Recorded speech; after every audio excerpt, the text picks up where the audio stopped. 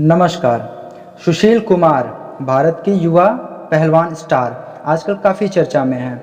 चर्चा इस बात की भी है कि हत्या का आरोप लगने के बाद क्या उनसे सारे अवार्ड्स वापस ले लिए जाएंगे।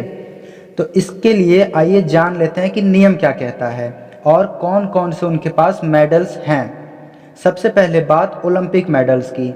ओलंपिक में डोपिंग के अलावा किसी भी मामले में फंसने वाले एथलीट से मेडल वापस लेने का कोई नियम नहीं है।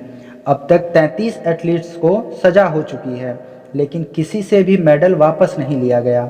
ऐसे मामलों में सबसे चर्चित मामला साउथ अफ्रीकी एथलीट ऑस्कर पिस्टोरियस का था।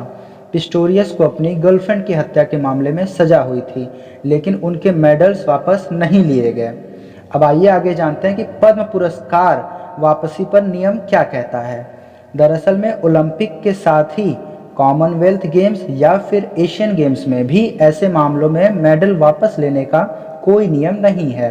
मेडल्स के बाद अब बात सुशील को भारत सरकार से मिले अवार्ड्स की। अगर हम नियमावली देखें तो सरकार ने ऐसे अवार्ड्स को वापस लेने के लिए कोई नियम नहीं बनाया है। हाँ, अगर सरकार चाहे तो अवार्ड्स वापस ज़रूर ले सकती है, लेकिन इसके लिए कोई नियम नहीं है। ये पूरी तरह से सरकार के ऊपर है। आइए जानते हैं इस मामले में पद्म अवार्ड्स की स्कीम क्या कहती है। स्कीम कहती है राष्ट्रपति किसी व्यक्ति को मिला अवार्ड निरस्त कर सकते हैं। इसके बाद उस व्यक्ति का नाम रजिस्टर से मिटा दिया जाएगा। उसे डेकोरेशन और सनद दोनों ही वापस करने होंगे। हालांकि राष्ट्रपति के पास डेकोरेशन और सनद वापस करने और कैंसिलेशन के ऑर्डर को वापस लेने का अधिकार है।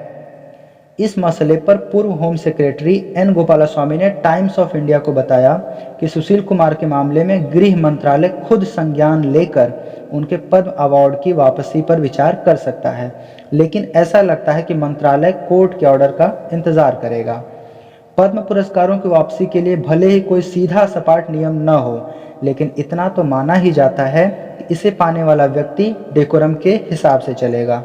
सुशील कुमार के मामले में फिलहाल तो ये टूटता नजर आ रहा है। हालांकि सुशील पहलवान सागर धनखड़ की हत्या के गुनहगार हैं भी या नहीं, इसका फैसला अदालत करेगी। आप इसके बारे में क्या सोचते हैं? कमेंट सेक्शन में हमें अपनी राय बताइए। धन्यवाद।